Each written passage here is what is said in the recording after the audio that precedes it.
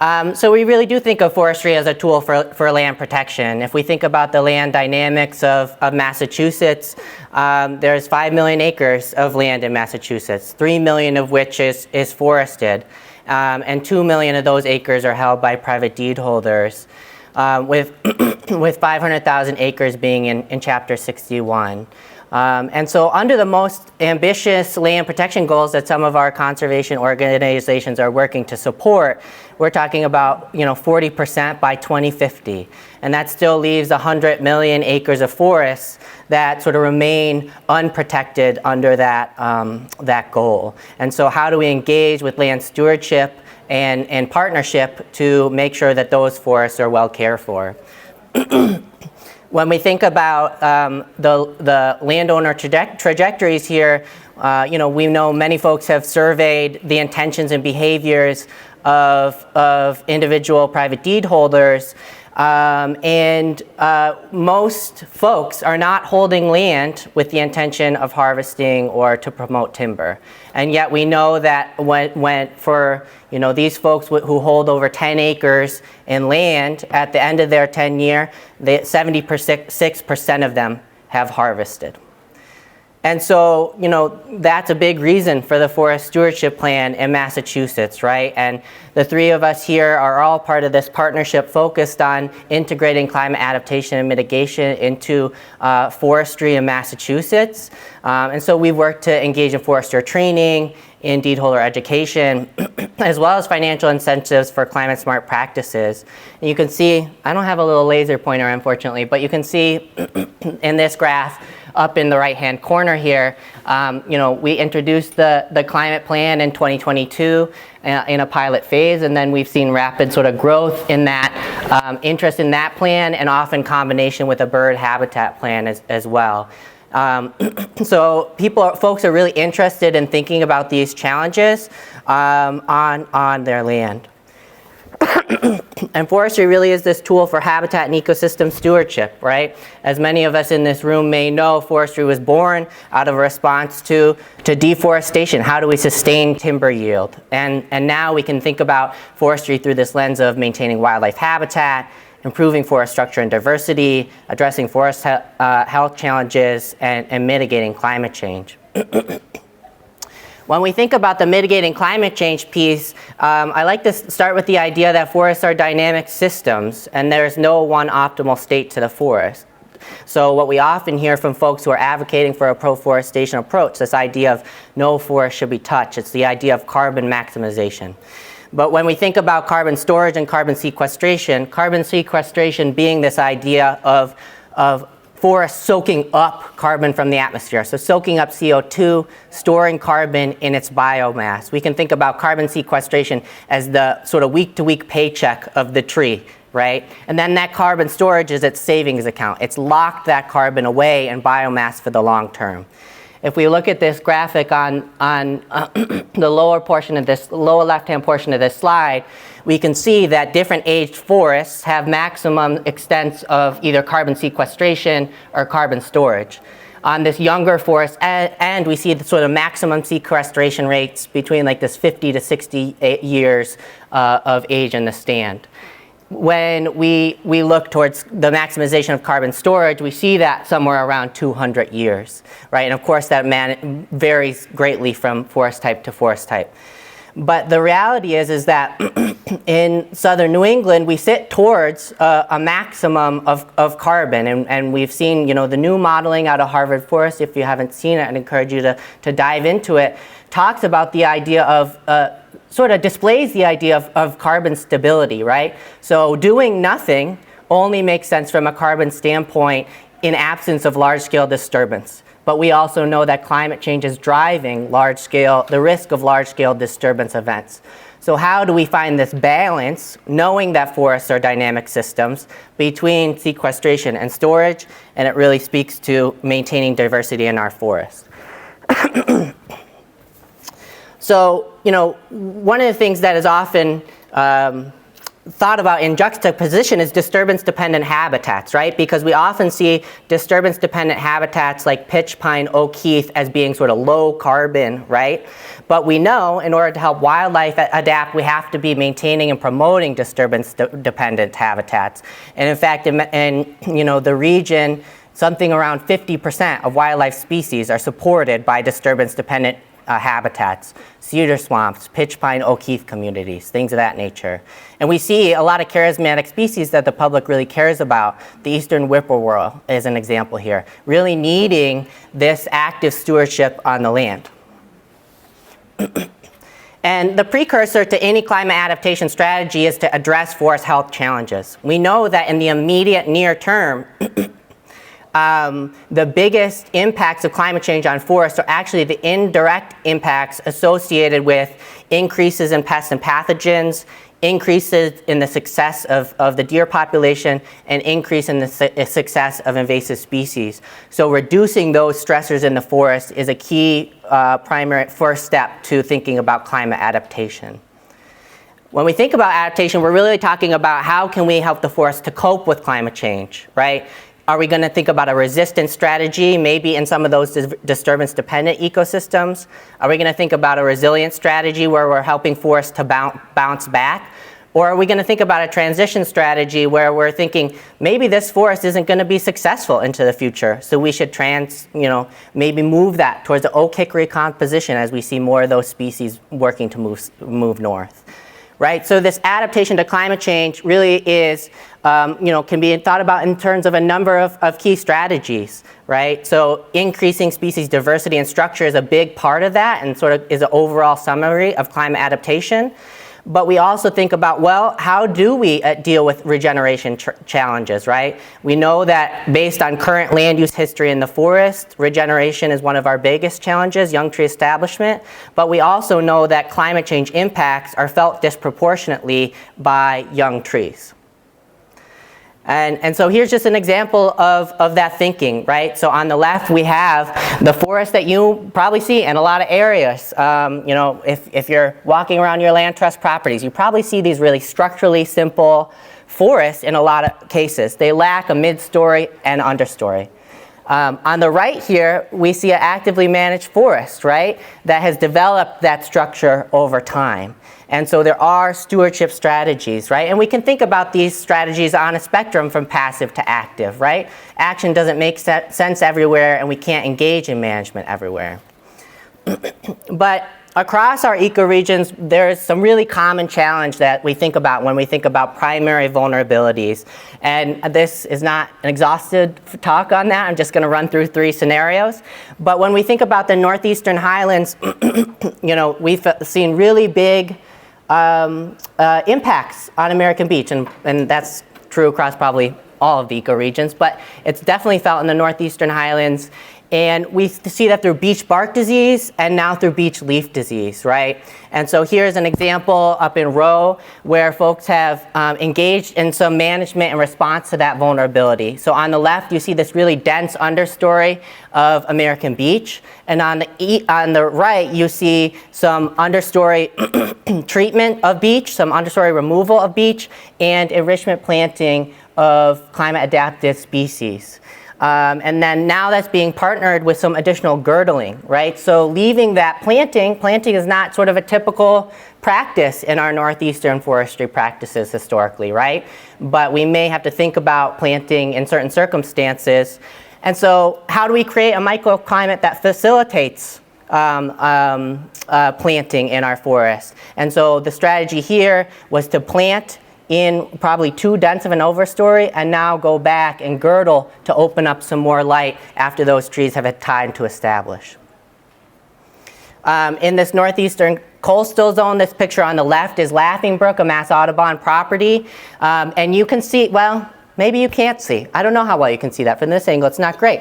But on the lower, on this understory of this Laughing Brook photo on the left, we're really seeing an understory of invasive species, bittersweet in particular, right? And that is combining with the impacts of spongy moth, right, which is experiencing, sort of a climate favorability at the current time.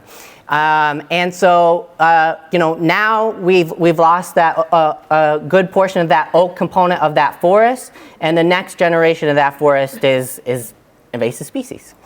On the right here, similar dynamics in this forest. This is a Quabbin property that's been managed. In this area, they did a group selection and some invasive species treatment prior to a spongy moth outbreak, right? That spongy moth outbreak came in and expanded their gaps, essentially. And now you see this mid-story and understory with some decent species richness and a relative lack of invasive species developing. The Atlantic coastal pine barrens forests look and feel very different. But here's an example of a pitch pine community. This is at Lost Farm, another Mass Audubon property on Nantucket. Some of you all may be aware that the islands have been having a southern pine beetle outbreak lately, right? And so we see southern pine beetle engaging in a massive range expansion associated with climate change. And so this is an example.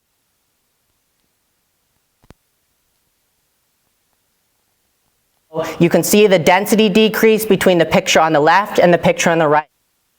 Pine communities are, historically low density, and we also know that spacing disrupts the pheromones of beetle. Southern pine beetle spots form by the aggregation of southern pine beetle via pheromone communication. So when we space trees, at a relative density, I can't remember the basal area off the top of my head, that pheromone communication is disrupted, and you see a decline in the risk of a spot forming. And one of the things that I want to introduce before I turn it over to Hayden here to talk some more specifics about practice is that the forests that we're looking for towards the future, these Oak Hickory forests, are actually in part some of the forests of our past. In this graphic, we see the pre-colonial forest, right, being much more dominant to oak hickory in Massachusetts. And we know that a lot of that was tied to indigenous land stewardship. Many of us start to tell our land use history story within our forest stewardship plans prior to colonization. It's missing a big picture of what the forest looked like previously, and now, somewhat ironically, what the forest should look like in the future as we see a northward movement of species associated with climate change. You can see somewhat of that same, I probably should have zoomed this data set out more, but you can see some of that diagonal trend line that you see in that last graphic here associated with documentation of indigenous burning and stewardship across Massachusetts. So some evidence there that stewardship played an active role towards oak hickory composition. And there's great ways that we can be engaging indigenous folks in thinking about the stewardship of important ecosystems, right? And this is an example of some work that Mass Audubon and many partners are engaging with the Munson Conservation Commission in association with their cedar swamp. We know that cedar swamps are in fact disturbance-dependent ecosystems that will be outcompeted by red maple and absence of disturbance. And we also know that swamps serve as an important climate mitigation for communities when we think about flood potential and water quality. And so we're partnering with Nipmuc Land Stewardship organizations to develop a co-restoration plan for that cedar swamp. And so there's lots of ways to think about these challenges, and you have to customize it to your organization, and I think that's one thing that Hayden can talk a little bit about is some strategies there to engage with through NEST program. And we'll take questions at the end first, so write down some questions. Just switch your mic real quick. Oh, he has one. Yeah. Oh, it's broken? Connection. Oh, okay, deal. My lost connection? Connection's lost. Thank you. Sorry. Here you go. Does that work? Yeah. How's that? Good? Okay. Turn that around. You got it. All right, flawless. Thanks, Andrew. So my name is Hayden Stebbins. I'm the Southern New England Program Forester with the New England Forestry Foundation, and today I'm going to be talking about our Grow Resilient Oak Hickory Forest program. This program is, double-clicked. This program is with the USDA Partnerships for Climate Smart Commodities grant. So NEF got a $30 million grant to implement climate smart forestry practices across New England. Despite the name of this aspect of the grant, this can be on any forest type. It's available for Connecticut, Massachusetts, and Rhode Island. And one thing I really want you to remember with this grant as we're talking about it is that all of these management strategies that we're talking about, it's all about the right thing at the right place at the right time. Forestry is not a one-size-fits-all practice, and we really need to take into consideration the forest history, the site conditions, and also the goals of the landowner when we're trying to roll out these practices. This grant funds 70% of the cost of practices, so we're asking for a 30% match. That can be from any source of funds. That can also be in kind, as long as it's not federal funds, because these are federal funds, so we can't match federal funds with federal funds. Some other requirements, we're just getting through the boring stuff first. This is the non-commercial aspect of our grant, so landowners have to have under 10,000 acres of forest. We're also operating up there.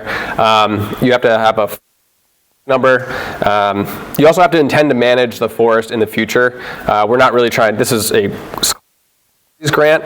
There's a lot of money out there for wildlife habitat, and while this does have knock-on effects from that, we're really trying to work on that commodities aspect of this. You also need to work with a forester. That helps us just really talk the same language. NEF can match you with foresters. That forester also has to go through a climate smart forestry training, either one that we put together with the Northern Institute of Climate Sciences or a comparable training.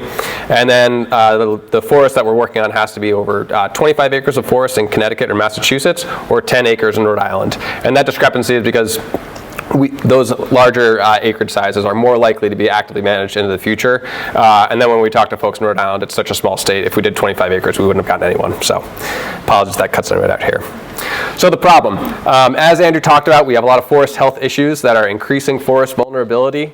No management is a management decision, but that can lead to negative carbon outcomes in the long term.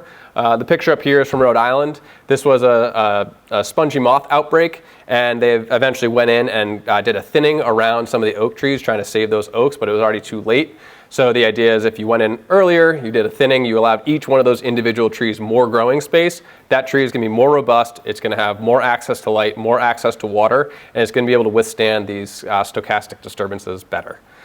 Also, our forests are constantly changing. If you rewind back to 80 or 100 years ago, most of our forests would have been pasture or cropland. So we're living in a dynamic system. These forests are changing, and they're growing back from this disturbance with an entirely novel set of circumstances for this area. And the last point is we are building buildings. We need wood production, and wood is from a carbon perspective, it's much better than some of the alternative materials. So steel, cement, those are much more carbon intensive building materials.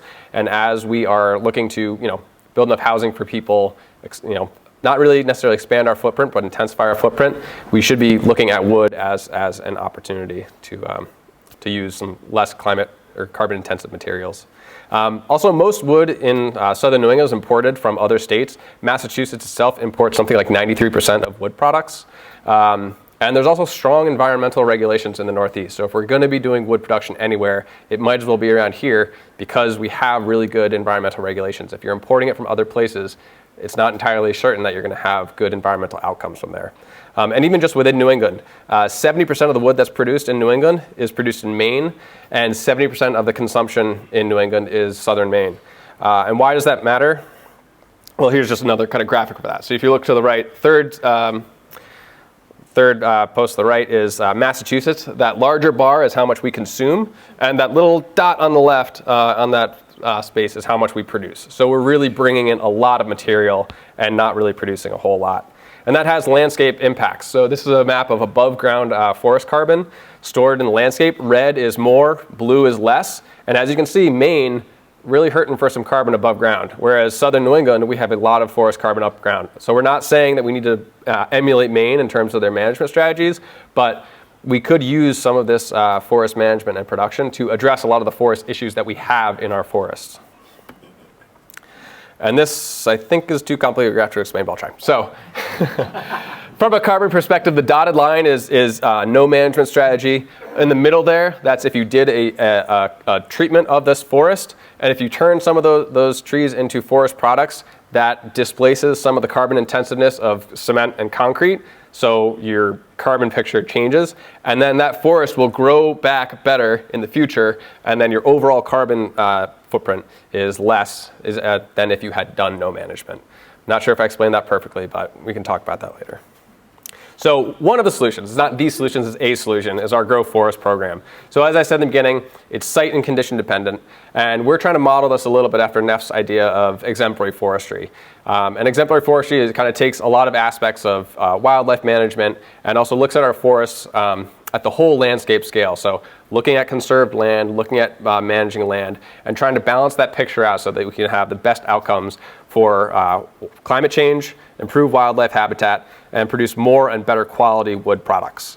And the ethos of the Southern New England aspect of our grant is to increase forest species diversity, to increase structural diversity across the landscape, and to increase the age class diversity across the landscape. Most of our forests are like 80 to 100 years old, so they're all kind of in that same stage of development, and they're going to be seeing a lot of the same health issues come along at the same time. So we really don't want that to be happening. We want to have diversity so we have kind of a more stable ecosystem. So the fun part, the practices. One of the ideas that we had, we worked with silviculture experts across New England to develop these practices. And they're not too foreign to what foresters already do, but a lot of times they're not commercially available. So oftentimes when you do a forest treatment, the sale of that timber funds the treatment of that forest. But if we don't have really strong markets down there, it's hard to do some of these management strategies that we really want to do. So one type of ecosystem we honed in on, or forest condition, was birch-dominated regeneration. So if you have a forest that's been cut for regeneration, birch is a really, really good competitor. It's an early competitor, has a lot of seeds that it puts out. Oftentimes you'll go into some of these regeneration stands and it's just birch, or it's very predominantly birch. So for this practice, what we would do is we would go in and have a hand crew go and clear around any species that is present that is not a birch tree. And if there's no other species, we would release any birch that is of really good growing quality, so it doesn't have that neonectria canker. Once birches get above 4 inches, that neonectria canker is much less likely to develop on that tree, so you can get better wood product. This can allow trees to grow quicker, those trees can grow healthier, and it accelerates it shortens the amount of time between now and when you can harvest that forest product. So on the left, you see here, this is at Yale Myers Forest. This is a good classic example of a failed regeneration attempt. You do have a lot of trees, but there's almost entirely birch except for the residual trees. And as you can see, they're all competing for each other. Those trees are really trying to make it into the canopy, and that is actually decreasing the growth rate of each individual tree. On the right, you have an example from Great Mountain Forest where they implemented this practice. They went around, they gave a 10 to 15 foot buffer around every tree, and you can see all the trees on the ground are the trees they cut. And then you have each one of those individual trees can grow quicker and just gets a better outcome from the economic perspective and from the forest health perspective. Another thinning practice we have, this one is if you have a little bit of an older forest, these stands are undergoing further stem exclusion, so the trees are, they've taken up all the growing space in the canopy and they're growing into each other, they're competing. These trees as well would benefit from more growing space. This is a classic forestry treatment where you would go in and you would thin this forest. But what we're looking for are forests that have really poor quality trees. So your percentage of non-valuable timber is really high, and a landowner would not be able to treat this property without external funds. So what Neff would do is we would help you bring that management practice to break even. So we would cover the difference of the cost between your commercial sale and what would allow you to pay for that practice. And again, this is a similar concept to the last practice. We're trying to get more, better, healthier trees in the forest so they can grow quicker, the forest is more robust, and we can ensure more diverse species and also better genetics in those trees for when that next regeneration or that disturbance event happens. This is what would be a good prime example of something that we'd want to look at for that. This is an old field pine stand about 100 years ago. This would have been pasture. Once that pasture was abandoned, white pine was one of the main species that could come in through that pasture. And you can see on both of these pictures, really, really close growing trees. They're not putting on a lot of diameter. If you have a really strong windstorm, these unhealthy trees could be a little bit more liable to break up. And eventually, some of these trees will just give up the ghost. They won't be able to compete with the others, and you'll have a lot of standing dead timber. On the right side, you have an example where you have some of the hardwoods within that pine stand. So on the left side, very low diversity, but on the right side, you have some diversity. And what we'd want to do is go in and give those trees some space again. So if you had hardwoods present, we would want to clear around some of those hardwoods to increase the diversity of that stand. And these two pictures right here, this is up in Maine. This is in the Penobscot Experimental Forest. And this was literally a 180 shot. The picture on the left is across the fire road. The picture on the right is right here. And they did a thinning on the right side. On the left side, you can see those crowns are really small up there. They're having to catch that light and with only a little bit of leaf area, keep an entire tree alive. Whereas the trees on the right, they have a lot more growing space. They can grow healthier. They can put on more growth, and they're just more robust trees. If there's a disease that comes in, they're able to deal with that stress a lot better. And then ultimately, you could produce wood products quicker from that forest on the right. Now we're kind of getting into more fixing previous problems that might have gone on with forestry. So a high grade is something where maybe some unscrupulous practitioner might have come in, offered a lump sum for taking all the biggest trees off your hands with the idea that those smaller trees will grow, take up that space, and you're kind of helping your forest grow. That's not really how forests work. Those big trees in the canopy, oftentimes they came in at the same time as those trees that were smaller, and they're the same species. So what you're doing when you're removing those really big trees is you're taking off your best trees and you're leaving the kind of scragglers, the ones that kind of lost that fight for light, on the ground. So then if you do have regeneration, you're going to have an unhealthier set of trees coming in there. This kind of sets up a dynamic where you don't have enough light coming into the understory for healthy regeneration, and if you let that forest grow out into a big canopy, there's going to be unhealthy kind of scraggly trees that are much more susceptible to disturbances. So what we would want to do for this kind of site, a little more heavy-handed, but we would do something called a shelter wood, which is a regeneration treatment. It kind of mimics the hurricane disturbances that we have around here, where we'd come in, harvest, leave a lot of light coming into that understory, and you get really healthy regeneration. On the right, this is on the left, that's a shelter wood from Yale Myers Forest. On the right, this is up in Maine again, where they cleared out enough space so those pines could grow to a healthy stand again. Another example, this one might not be as common, but thinning from the below is where you take trees out from the understory. And in the Northeast, it's more of an aesthetic thing. People want to see through their forests, so they take out a lot of the understory low trees. You kind of have the inverse problem that you had with that high grade, where in a forest that's regenerating naturally, some trees will go really fast, some species will go really fast, they get that canopy quickly, but your sugar maples, your hemlocks, other slower growing shade tolerant trees, those will be the trees in the understory. So when you take out all of the trees that are in your understory, you're removing entire species from that stand. So what we'd want to do from this, again, you're creating light situations that can be really bad for the stand long term. If you have that intermediate light coming down into the forest floor, it creates a situation where you could have invasive species or recalcitrant native species that prevent the regeneration of any trees getting in there. So if you have like a dominant hay-scented fern stand, even when those trees fall down or they get cut down, trees won't be able to reestablish in that spot. So you can end up with something like on the right here. This is a failed regeneration at Yale Myers Forest, where it's just in. Sorry, you're supposed to be in that meeting. You've got failed. That's a 20-year-old patch cut, and it's all invasive species. The trees have not been able to come back. So if you have some low thinnings, they can create that situation. And from a carbon perspective, that's not good. You're not getting trees growing back in there. So for fixing that low thinning, we would again do this shelter wood treatment where you're getting enough light into the lower canopy, you're leaving the healthy trees and allowing those to regenerate a really healthy forest. And also with these kinds of cuts, we would probably want to do it in irregular shelter wood. So those trees that you see standing there, because we have poor markets here, they could be the trees that stay in that forest until some really intense disturbance comes by. So you really have that good diversity of your forest. This is one of the last practices I'll talk about, but this is slash walls. So one of the big issues we have with forest health and regeneration is deer. Deer come in, they love to eat. We have no predators anymore around here that eat deer besides black bear that will take up a little tiny deer. So this is in Rhode Island, thanks to Mark Tremblay for giving me a tour of the spot. And on the left side, you can see that's outside of the slash wall. It's all knee-height black birch. It's basically black birch and hay-scented fern, and that's 95% of what's there. On the right side, it's a little harder to see, but you can see it's a little bushier, a little shrubbier.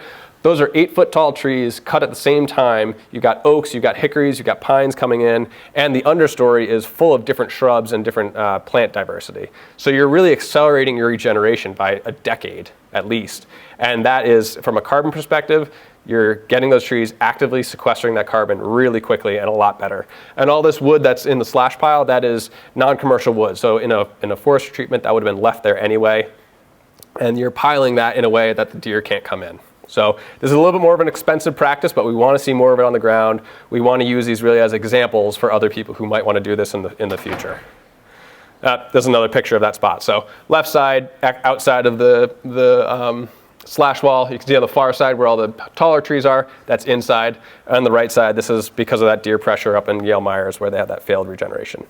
This is a picture from the inside of that slash wall where you can see a lot of, I think that's clethra coming in, a lot of different shrubs coming in. And then the last thing, we don't have all the answers. There's a lot of different forest types. I mean, you walk around here, the stand changes all the time, the history changes, so we don't know everything that's going on out there. So we have an open-ended option. If a forester sees a stand, they can tell us what's going on, why it's bad from a climate perspective, and what they're going to do about it. And we're willing to work with you to figure out how to do that.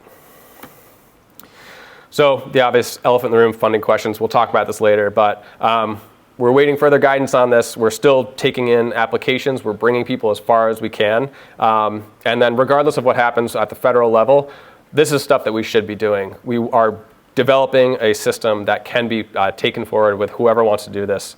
And getting people involved in this, getting more forest owners involved with their lands, connected with foresters. We think that's a win-win situation. So we can talk about that more after. And yeah, leave that there. So. I think it's up to you. Thank you. And if you want any handouts, we have one-pagers up here to describe more of the program. I think I need the mic.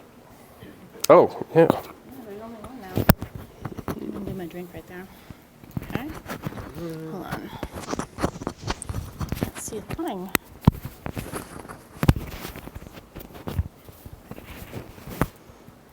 Okay. All right.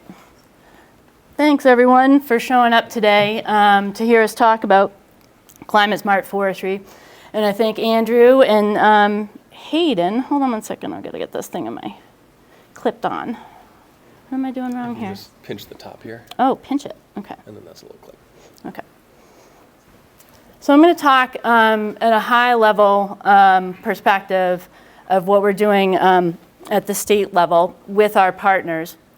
And I'm going to talk a lot about the same things that both Andrew and Hayden talked about, but maybe from a different perspective. So I've come to realize that in my career, I've spent more years in the woods than I have not. And during my career, I've been responding to disturbance the majority of the time. It started out when I was very young and working out west and fighting forest fires. I came back here and I worked with our forest health program at DEM at the time, and now we're DCR. And we were responding to the invasion of hemlock woolly adelgid. Then I moved into service forestry, and I'm responding and preparing for human disturbance through forest management. In 2008, we responded, all of the state foresters responded to the invasion of Asian longhorn beetle in Worcester, in the Worcester area. That very same year, our state was impacted by a severe ice storm. And the impacts were even furthered by the Asian longhorn beetle in Worcester, where it had degraded the canopy structure. And when the ice became so heavily loaded, those canopies fell apart in Worcester. So we were there to help respond and help landowners gain access to their properties. In 2011, there were a series of tornadoes that set down in the greater Springfield area. And the state foresters again responded to this high level of severe impact disturbance, helping deed holders, landowners, gain access to their property through federal funding, really, the importance of federal funding. Later, in 2017, in my hometown of Conway, in February, the first February tornado in Massachusetts ever struck. It was late in the afternoon, just around dinner time. February, it's starting to get dark. I'm at home, and the winds pick up, and the rain comes in sideways. The skies do that strange color of green and brown. But it was dark. And so in Conway, we had no idea what was going on until really the next day. My agency allowed me to work with Farm Services to access federal funding to help those deed holders, those landowners, restore their properties and gain access. So really, we continue to respond to disturbance for a variety of reasons.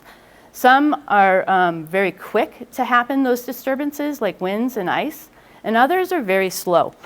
So we've been talking quite a bit today about insects and diseases. So DCR does have the Forest Health Program, and they are continuously monitoring the health of our forests. But every summer they fly the state, and I got to do that for a little while, and do the aerial survey to look for decline and mortality in our forests. They then ground truth with their staff to make sure that they understand what they were seeing from the sky. This past year, they picked up on a large-scale mortality event in our ash population due to emerald ash borer. They also picked up on a high number of acres of white pine with needle cast disease. We have a variety of species that are actively in decline: hemlock, beech, red pine. The list goes on. And so what's happening in our forests is actually a degradation. And when our forests are degraded, they no longer function properly to provide all those services to us and to our wildlife, but they're also emitting carbon. So who are we? If you don't know us, we are the Service Forestry Program at the Department of Conservation and Recreation. We have 11 service foresters who are in the field. Our core mission is to uphold the regulatory acts of the Forest Cutting Practices Act and Chapter 61 programs. But we also have what's now known as Forest Work. And so we renamed the Working Forest Initiative, which is our funding mechanism. And that's how we deliver the stewardship program to you. We also help deliver the estate planning program through UMass extension. So we can't do any of this work unless we connect with our forest landowners. Our forests need us. We are intimately connected with them. And so our communications, even though we know that our funding is dwindling, but we are still here. We can still be communicating with our forest landowners to develop those relationships, those trusts that we need between us in order to get this work done. We also recognize that connecting with our consulting foresters in the private sector is critical. The private consulting foresters deliver our programs for us. There would be no way for us to get this science to reach the ground without them. And then connecting with you, the land trust community, is very important to us. We really need to accelerate, as Andrew was talking about, land protection in the state and help build those relationships between the landowner, the deed holder, and your organizations. I should also mention, if you're not aware, that we do have stewardship funding for properties that have a state-held CR, where they need a recertification of their stewardship plan. So that is a unique situation that was built into our program. So that's state-held CRs. And then we work with a really passionate and smart group to develop these programs. Andrew's organization and Hayden's organization, we work with on a weekly basis to do the research, develop practices, and deliver them to you. And that's where we are right now. We know that from 2013 to 2019, we lost nearly 50,000 acres of forest land. So I'm a visual person. You know, when you say 50,000 acres, I'm like, what? What is that? So what that is inside that red circle That's Conway and Ashfield, two very large towns in the state of Massachusetts, deforested in 6 years. So we really need to slow down this rate of conversion. That's our goal. That's our primary goal, right? So during that same period from 2014 to 2024, we accelerated at DCR stewardship funding in development of management plans for these landowners. Usually about 75% of those landowners enroll in Chapter 61 through our stewardship program. So within 10 years, we had commitments on 200,000 acres, sorry. So we know a lot about these landowners. And we know at this point we have 66% of the eligible acres enrolled in stewardship in Chapter 61. So that's looking at the data a little bit differently and saying, okay, these are parcels that are 10 acres or more. Those are the eligible acres. I know that we are also starting to look at lands or properties that are less than 10. So that's a very important missing piece to our puzzle. And how can we reach those people? So what else do we know? We know about these deed holders, these landowners, participate in our programs at a high level. We also know that they're concerned about climate change, keeping their land intact, all of these things. They're actively engaged with their property as a result of our programs. So I sort of feel the need at this point to talk to you about what I did last week. So, but instead I think we'll talk about what the program did last year, okay? And so we had a massive Chapter 61 in stewardship year, probably one of the biggest ever. It was a heavy lift for us and the private foresters as well, delivering these management plans. So it was a big recertification year, and then we had a lot of money in the stewardship program to bring in new landowners. We also reviewed over 300 forest cutting plans, and then we also were able to reach and educate at some level almost 3,500 people. That's huge. So I think, we're doing our job. So we're going to take all these things we know, and we're going to scale climate forestry, and we already are. So these are success, stories, right? And Andrew mentioned these numbers as well. But, in a year, we doubled the number of our forest stewardship climate plans. In a year, we've tripled our acres under climate forestry, right? We now have 77 private foresters trained, and we've also launched our climate stewardship incentive program at the pilot phase. So where is this drive coming from? It's coming from the Forest's Climate Solutions Initiative, which set a goal for us to implement resilient and climate mitigation practices on 17,000 acres. So again, I'm a spatially derived person. I don't understand what 17,000 acres looks like. So that's about the size of Granby, the town of Granby. But we can also think of it this way. We can say there's 292 towns in Massachusetts. So if we implement those practices on 58.2 acres in every town, we've accomplished our goal. So I see that as something achievable. I know we can do this. So we launched in 2004, late in the fiscal year, our Climate Stewardship Incentive Program. It's easier to say CSIP, so I'm going to do that. We have a lot of words going on. So this funding was tied to the fiscal year. And so that creates somewhat of a difficulty, like a barrier, we sometimes say. And that is because these projects in the forest often take longer than a year to develop and implement, right? And so we did something unique in order to get this funding out there. We tied it to forest cutting plans. And so a landowner was eligible because they were taking some kind of action or management activity in their woods.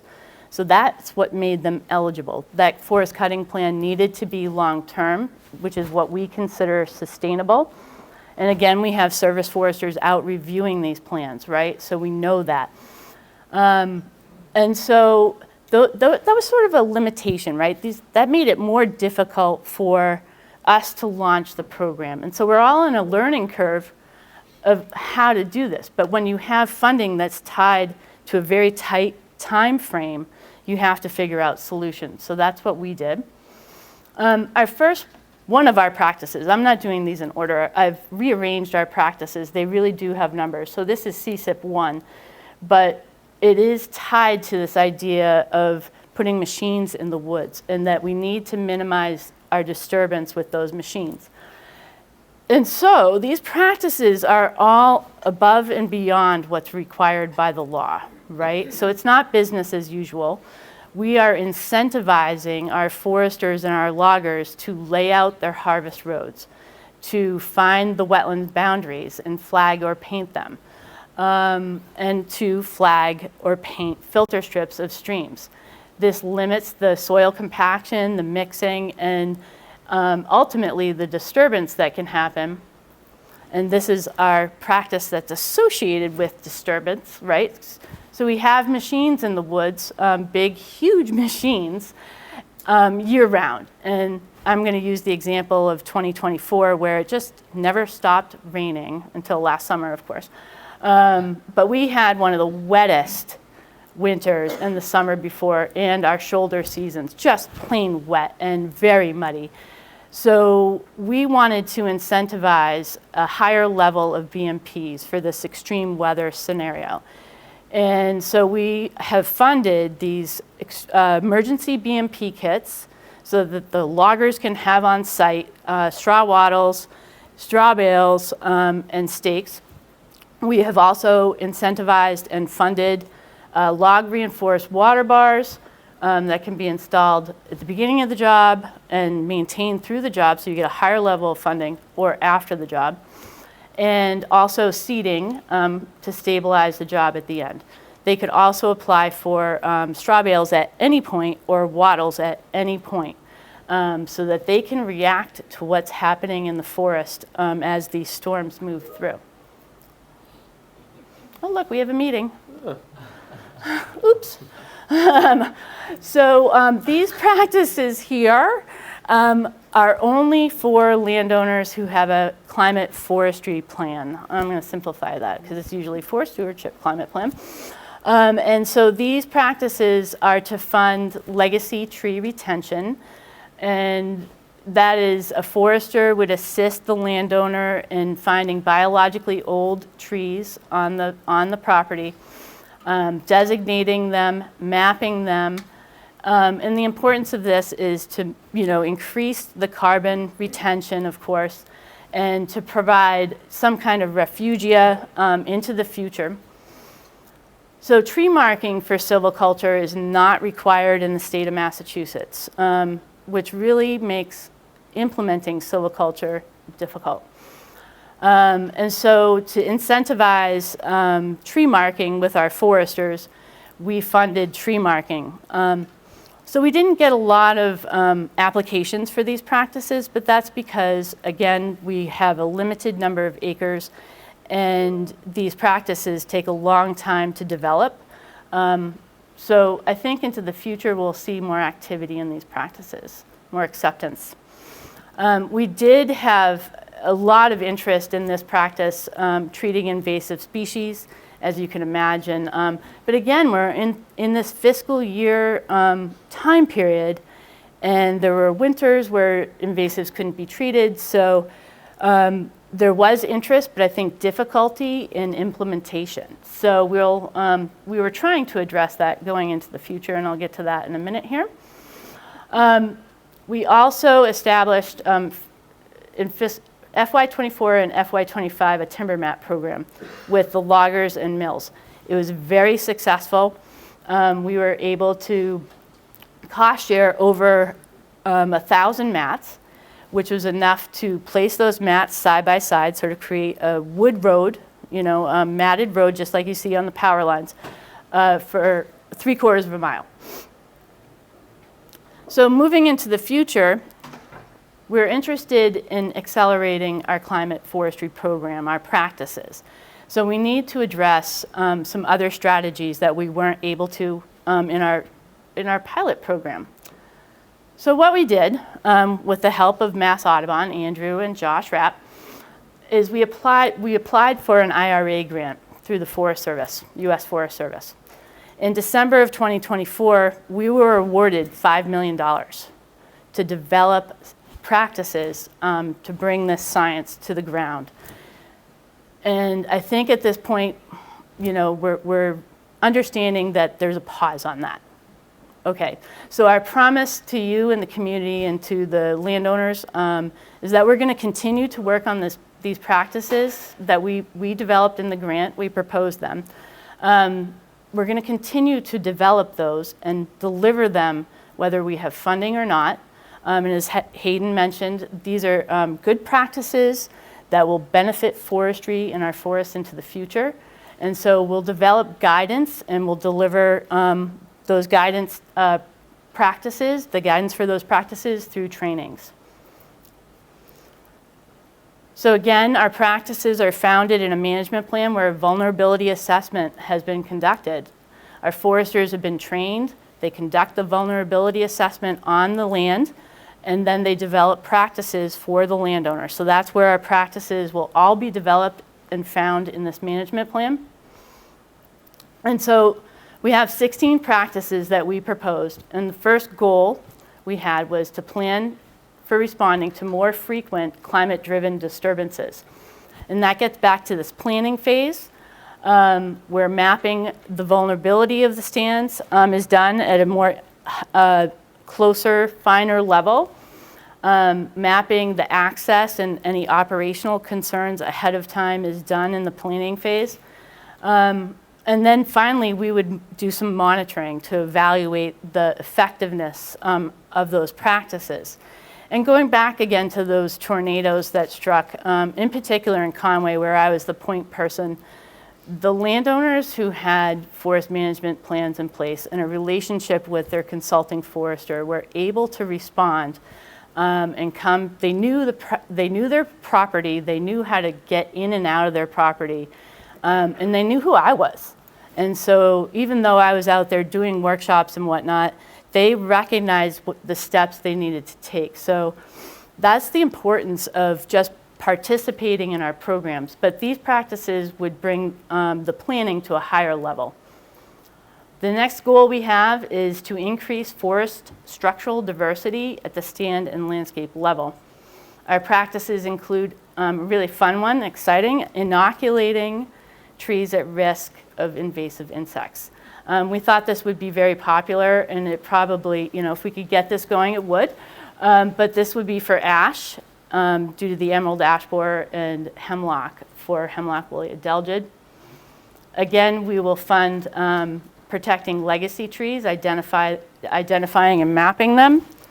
We will also fund, very similar to what Hayden was talking about, tending seedlings and saplings to release target species, and also thinning trees to enhance the growth of crop trees.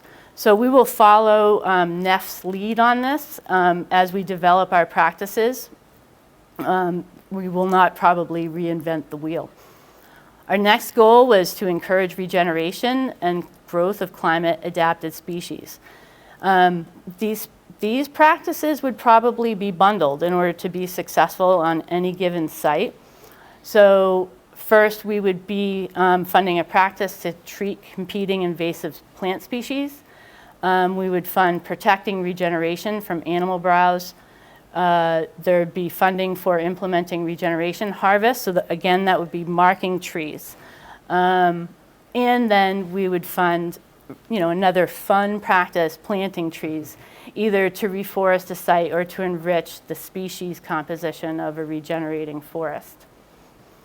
And finally, preparing for disturbance, again, we would fund through these practices, facilitating the implementation of climate-informed best management practices.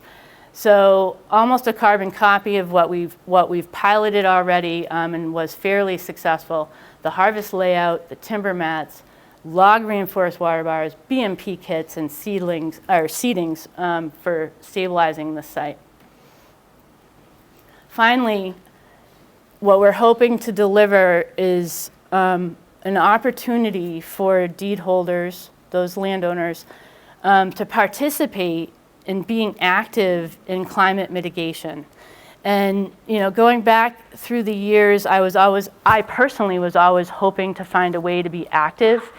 And I feel like, through these practices, we can really get the work done, but also engage people in mitigating for climate change, not just through forestry, but taking it out further. Thank you very much. Any questions?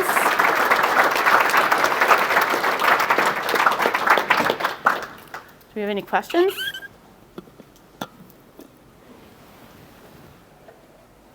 You had talked about doing aerial surveys. Do you do that with drones, or do you do that with traditional plane flights? Traditional plane flights. Have you ever Little thought about doing them with drones? Um, Some efficiency, cost efficiency? Well, I'm not in charge of that program, but I do know that we have some limitations in using drones through DCR. So we've investigated the potential for using drones for different purposes. And I know there's some difficulties there, but I don't have the details on that. Okay. Yeah. But yes, the state's usually surveyed in a little two-seater, which Yeah, didn't, like a little I didn't Cessna. do well. Any other questions? Oh, go ahead. Sorry. So Go ahead. I do a lot of drone work, so that's why I'm thinking like this. So what's the standard size of a forest that you go out? Is it for like these 25 or more, or 20 or more Oh, acres. Oh, what would we investigate if we saw decline or defoliation from an aerial survey, you mean? Yeah. Yeah, when would we, well, it had, yes, it's visually picked up on by somebody just putting their head out the window. So most likely we're talking about 5-10 acres would start getting picked up. But for example, with the white pine needlecast, it can be spotty. You'll see large areas or acres that may have been impacted, but then you're going to pick up little spots around on the landscape. So and initially with any insect infestation, that's going to be the same. Now I know when spongy moth, when we have high populations of spongy moth, and defoliation from that is visual from miles away, basically. Yeah, that's very easy to spot. It's usually entire hillsides or hilltops that are impacted.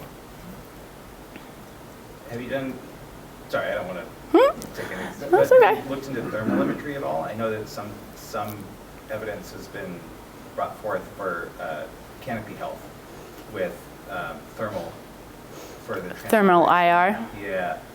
Yeah, that's not, I guess we're not at our practice level, at our policy and implementation level, that's not something that we're engaged with, but the scientists and our GIS specialists at DCR, they may be looking into those layers, potentially.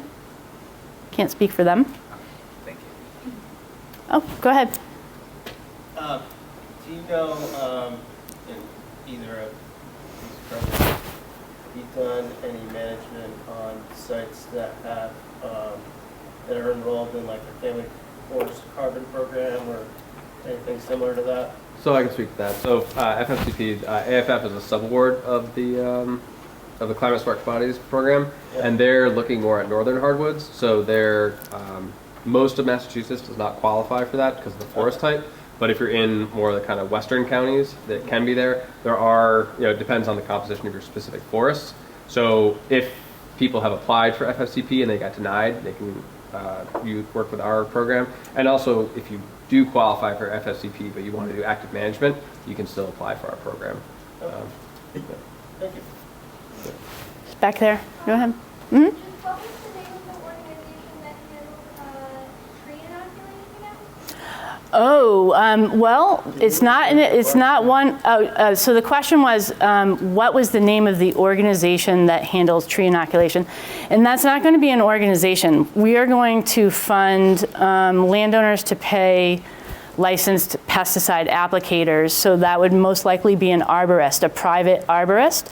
And so what we're developing are lists of companies that are licensed to apply the specific chemicals to inoculate those trees. So you as a landowner or a forester or a consultant to the landowner would help them get into, find a local arborist who's reputable, I would hope. So, yeah, and then we would cost share that practice. But you can reach out to like licensed applicators now. Like you don't have to wait for that program to be stood up. And we have worked with some communities who are doing this at small scales within their forest. I think inoculation definitely started as this arboriculture practice, the urban space in particular. So we see a lot of arborists being sort of now coming into the space to help us think about that. So those licensed applicators who are also arborists are often the best people to be reaching out to. Right, and the cool part about that practice, when we finally get to launch it, is that landowners can, they'll plan this area out where they want to inoculate trees during the planning phase, but at any point, they don't have to wait for their consulting forester. They can contact an arborist on their own. So that's another, barrier at times is the availability of your consultant. And so some of these practices will be practices that a landowner can implement on their own, which I think, again, helps landowners engage with their property, stewarding, with their own two hands, basically. Go ahead. So a couple of you talked about climate-adapted species, but you didn't name them. What are they? Particularly, what are they in Andrew. northern hardwoods? Yeah, Andrew is a specialist here. Beech's in trouble, so... Okay, this is a really good question. Yeah, he's the man. Let's see. I'm going to try and do a quick and dirty something here. While he's searching out, are you oaks? We're doing a lot of planting. Northern red oak? Yeah, northern red oak. So you're going to... Okay. Is that part of the family forest carbon program? No, family forest carbon program is paying for not cutting, so they're Right. kind of... Trees that you believe are going to die. Well, that's AFF. I know. They're a different group. Yeah, this is an interesting little... Go ahead. Okay. Well, I mean, there's a lot of, how do we think about climate adapted trees, I think is the question, right? And there's not it's a site-specific answer, right? And so how do we basically take projections that we know about, in particular changes in suitable habitat, projections around suitable habitat, and then bring that to the site level. Is this site level, does it have characteristics that buffer it from those projected changes or not? And therefore, are those trees at risk or not at that site, right? So folks really like to see a list of like, this tree is at risk, this tree is climate adapted, and that's not really real, right? But we do know that there is this northward moving trajectory of species. We're going to see species that have done well further north or that are already at sort of the southern extent of their range, doing well, right? Or rather the northern extent of their range, doing well, right? So we can think about that to think about a list of species.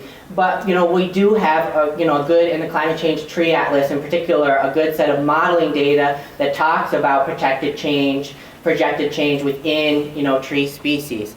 And so in this Managing Forests for Climate Change guide, that's one of the places that we work to digest some of that literature, as well as the Climate Change Tree Atlas has tools where you can go in and look up specific species, and also think about what's called the modification factors. How does sort of the adapted capacity of those species, modify its potential trajectory?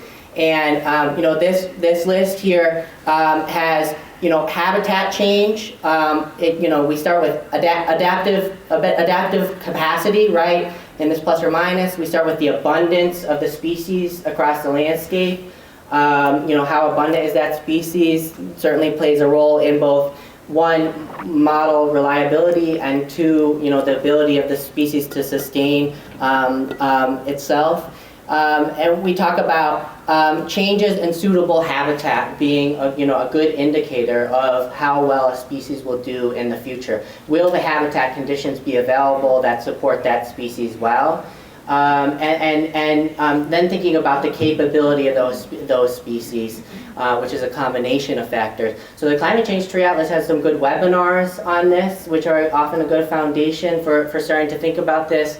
But also in our forester trainings, we have a forester training coming up next month that will focus on risk assessment to bring it to that site level. And really we're talking about a process to assess a site for what will be adapted at that site, right? But we have talked about oak, we have talked about hickory, and we know that oak hickory forest will be more dominant in our composition into the future.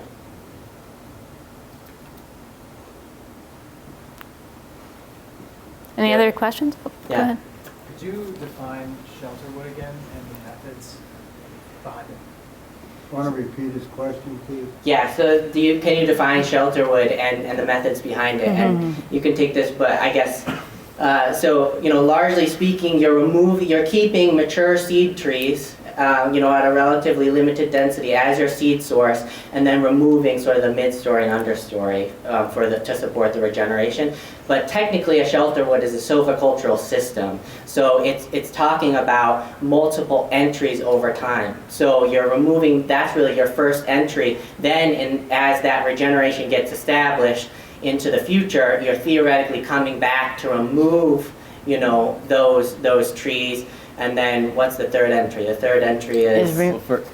Go ahead. No, go ahead. Yeah, it's regeneration establishment, and then you're removing more of the overstory, and then there is a final entry where you remove all the residual trees. So you can do that in a 3-entry stage, or you could just leave those trees that were left as an irregular shelter wood, and then those could be your kind of emergent trees in the canopy. But the system is really set up for heavy seeded trees, so like oaks and hickories and nut producing trees, where those trees don't just disperse. Whereas if you do something like a pine regeneration, your spacing can be a lot more because they're wind dispersed seeds. So this is where you have a heavy seed tree. You want enough trees within that regeneration practice so that the regeneration covers all of the area. And then you hear this term irregular shelter wood, which means a lot of different things. And there's some actually wonderful papers that examine the different strategies around irregular shelter wood, and including sort of having your multiple entries focus on expanding gaps over time. And there's all these different sort of strategies that you can engage with that really gets back to that, how do we develop structural complexity for resilience over time. So really, when we're talking about the time scale of a forest, we're thinking about those more complex silvicultural systems that have multiple entries. Was that birch-specific thinning of shelter wood method, or were those kind of separate? That would be more of that's a post-regeneration practice. So your shelter wood is regeneration practice. It's how you're kind of creating a new cohort of trees. The thinning of birches is really it's a maintenance practice. So you've already got your regeneration, and you're going in there. It's almost like just large-scale gardening, and you're picking your trees that you really want to release. It can also be called a crop tree release. Depends who you're talking to. Thank you. Yep. I think I saw a hand back there first. The 2011 tornado was mentioned, which covered about 40 miles and impacted about 10,000 acres of forest, some of which was salvage log, some of which was not, Greenfield State Forest. I'm wondering if any of you could speak to the comparison in terms of regeneration, structure, and composition of climate-smart forestry to the response to that large disturbance. Well, we've recently revisited, I wasn't present that day, to go look at areas that were salvage logged versus not logged. I think, is that really what you're asking? What is the regeneration like in those disturbed areas? Is that sort of what you're getting to? Right, compared to practices. Well, I think there'll be, as we move into the future and consider salvage logging and deadwood retention on sites, we'll have recommendations for maintaining more deadwood. I think we were very reactive in 2011, and we didn't have a lot of guidance for deed holders to respond. And there was a lot of money flowing from the federal government to help with that. and an industry that was responding. Thankfully, they were there to help. And I will say that about our forest products industry and how important they are, that we need them in order to get this work done to respond to storms like that. People were, as you can imagine, blocked out of their properties, trees on houses torn apart. We wouldn't have been able to do that work. But there is a difference in the regeneration response, comparing a site that was not salvage logged compared to a site that was. And the response is faster in the sites that were not salvage logged. And I'll this is not a very scientific observation, but it's anecdotal. And so I'm from Conway. I saw the picture I showed you was where the tornado touched down in Conway. That area is owned by not U.S. Fish and Wildlife, State Fish and Wildlife. And so they did not salvage log that site. Here we are, 15 years or so later, and that site is completely regenerated with 20-foot tall trees at a high density because the deer can't get through there. That is one of the reasons. I mean, no human being or animal can get through what was left behind for dead wood at that site. And so that's, one of the implications to leaving, one of the benefits to leaving dead wood on a site. There are many other reasons to leave that down wood. And we're finding through our state level reports in the Forest's Climate Solutions and now the Forest Carbon Study, there's so much information out there that will support our future practices to dealing with these disturbances that happen very quickly. I'll also say we're really bad at monitoring. And so, to better answer your question, we would have had to implement better monitoring in response to that, right? And that is, part of our effort right now in northwestern Massachusetts in particular is to make sure that as we're piloting, these practices across, properties, we're establishing a long-term data set, right? And DCR is also working on that through the Forest's Climate Solutions Initiative. How do we engage in more robust monitoring, right? Because that's the only way that we can really answer those questions successfully. And it's the only way that we can manage adaptively. And how do we also, pay to support the time of land stewards and foresters to engage in that adaptive management, right? To go back and work with, different property holders, right? And so that's a really big, missing piece of the puzzle that folks love to fund implementation and hate to fund monitoring. And so that's a problem. But certainly, I think we can think about, what is the desired future condition and the barriers to that desired future condition. And so in some senses, you're saying, what is the regeneration potential of that site if a big disturbance does occur, and then evaluating how you might need to change your action in order to plan for that.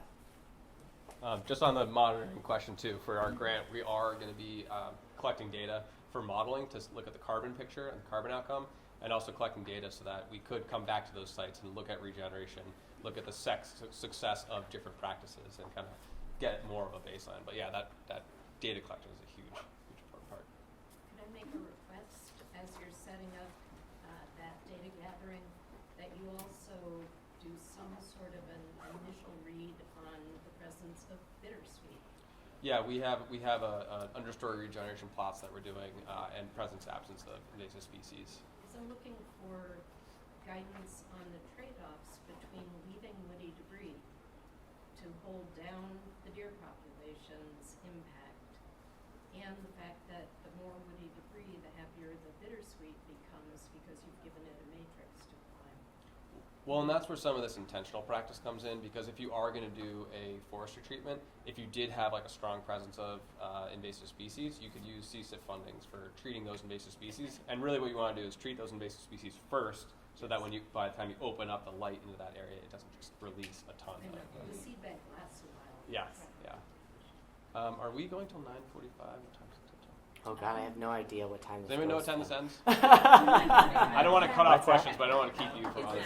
It's now. Okay.